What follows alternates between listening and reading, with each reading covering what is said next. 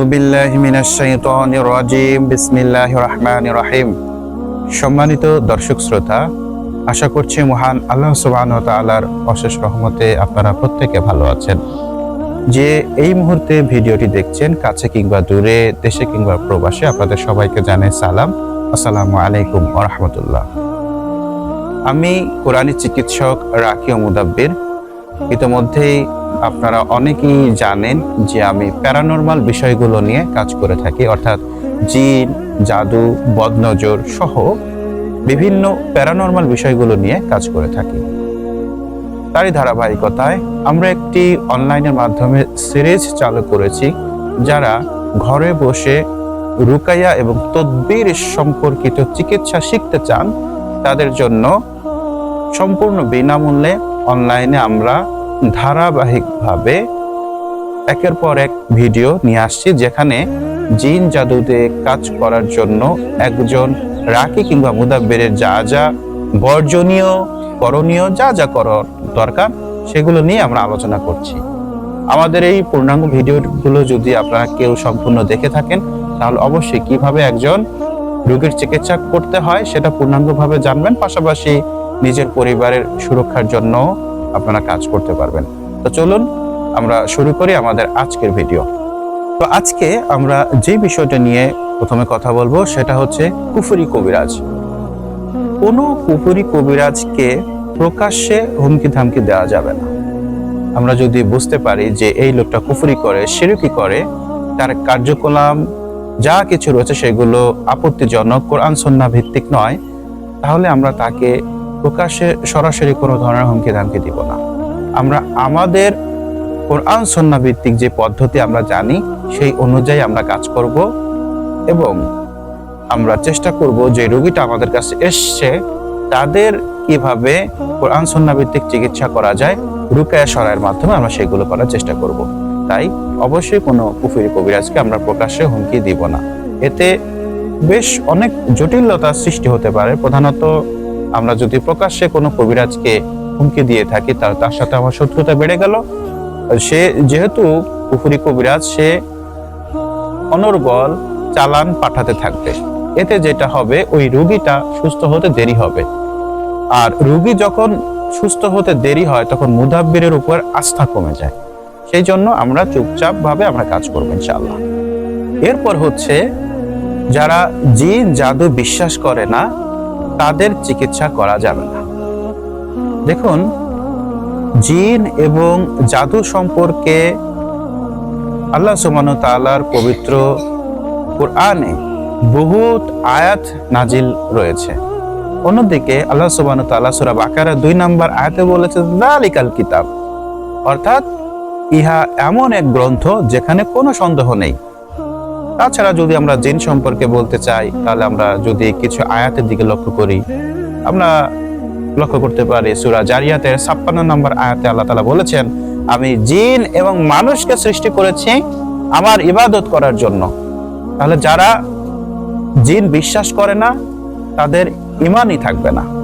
অন্যদিকে আপনি যদি জাদু সম্পর্কে দেখতে চান, তাহলে আপনারা দেখতে পারবেন সূরা আরাফের 117 থেকে 122 নম্বর আয়াতে জাদু সম্পর্কে আলোচনা করা হয়েছে।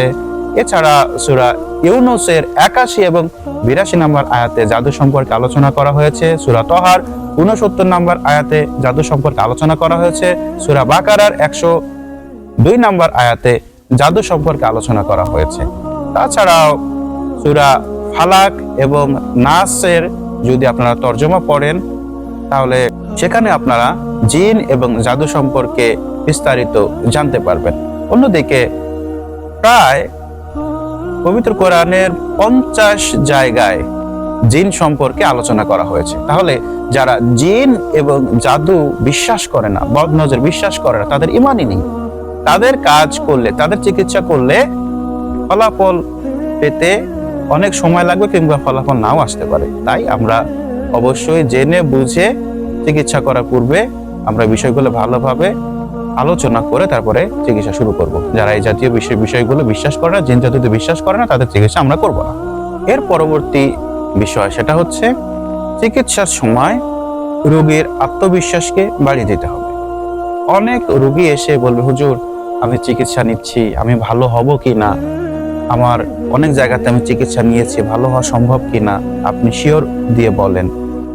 তো আমরা যখন হাজিরা দেখব, আমরা কিন্তু মোটামুটি জেনেই যাই বা বুঝেই যাই যে এই রোগীটা জিনের সমস্যা আছে, এই জিনের সমস্যা সমাধান করে দিলে রোগীটা সুস্থ হয়ে যাবে। আমরা ধারণা করতে পারি, যদিও একমাত্র শিফাদানকারী আল্লাহ সুবহানাহু ওয়া তাআলা, আমরা কেউই নয়। আবার অনেক সময় জটিল রোগী হয়ে থাকে, দেখা যাচ্ছে যে 20 বছর 30 বছর, আমি আমার জীবনে 40 বছর যাবত ধরে জিন জাদুতে আক্রান্ত রোগীও আমি পেয়েছি। তো ওই সমস্ত রোগী এসেই তারা চায় যে চিকিৎসা আজ নেবে কালকেই তারা ভালো হয়ে যাবে।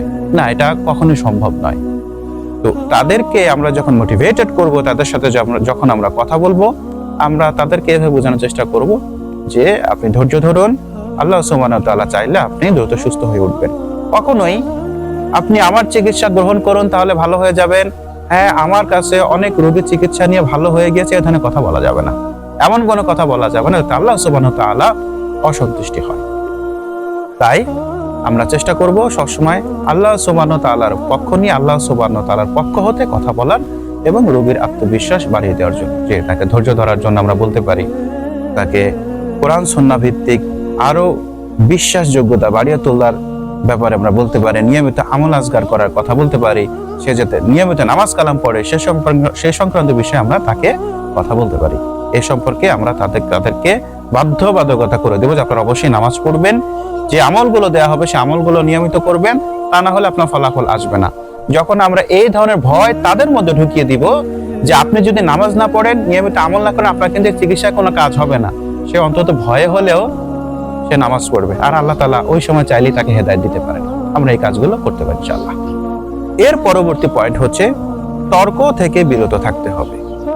অনেক রোগী বা অনেকে এসে বিভিন্ন ধরনের তর্ক জুড়ে দিতে পারে যে আপনি যে চিকিৎসা করছেন এই চিকিৎসা হচ্ছে অস্তিত্বশীল নয়, এখানে আমরা কোনো কিছু দেখতে পাই না, আমরা কোনো কিছু জানি না, আমরা কাজ হওয়ার পরে টাকা দিব, আগে আপনাকে হাদিয়া দিব না। এই ধরনের যদি তর্ক এসে যায় বা কেউ যে কথা বলে, তাহলে তার চিকিৎসা করবেন না। কারণ আমরা আল্লাহ সুবহানাহু ওয়া তাআলাকে আমরা কখনোই দেখি নাই, কিন্তু আমরা বিশ্বাস করি আল্লাহ সুবহানাহু ওয়া তাআলা আছেন। ধর্ম থেকে আমরা জ্ঞান অর্জন করেছি, তাই ধর্মেই আমাদেরকে জিন জাদু শিক্ষা দিয়েছেন, এবং আমরা যে চিকিৎসা পদ্ধতি অবলম্বন করি সেটাও ধর্ম থেকেই নেওয়া। কাজেই ধর্ম যেমন আমরা দেখি না, আল্লাহ সুবহানাহু ওয়া তাআলাকে যেমন আমরা বিশ্বাস করি, কোনোদিন দেখি নাই, ঠিক তেমনই ভাবে কেউ যদি এই ধরনের কথাবার্তা বলে যে আপনি চিকিৎসা করুন, চিকিৎসা শেষ হলে ভালো হলে টাকা দিব, অর্থ দিব বা হাদিয়া দিব, এর আগে দিব না, বা অন্য যে কোনো বিষয় তর্ক করলে আপনারা সে সমস্ত রোগীর কাজ করবেন না, সে রোগীগুলো ছেড়ে দিবেন। আল্লাহ চাইতো আপনি আরো অনেক ভালো রোগী পাবেন। এই বিষয়গুলো অত্যন্ত গুরুত্বের সাথে আমাদেরকে বিবেচনা করতে হবে। সম্মানিত দর্শক শ্রোতা, আজকের আলোচনা আমরা এই পর্যন্তই শেষ করতে চাই। আপনাদের যদি ভিডিওটি ভালো লাগে অবশ্যই ভিডিওটিতে একটি লাইক করবেন। আপনাদের মূল্যবান মতামত জানাতে কিংবা কোনো প্রশ্ন থাকলে আমাদের কমেন্ট সেকশনে কমেন্ট করতে পারেন, এবং এই ভিডিওটি অন্য কাউকে জানাতে শেয়ার করতে পারবেন। সকলে ভালো থাকুন, সুস্থ থাকুন, যে যেখানে থাকুন নিরাপদে থাকুন। আখিরা দাওয়ানা আলহামদুলিল্লাহ। আসসালামু আলাইকুম ওয়া রাহমাতুল্লাহ।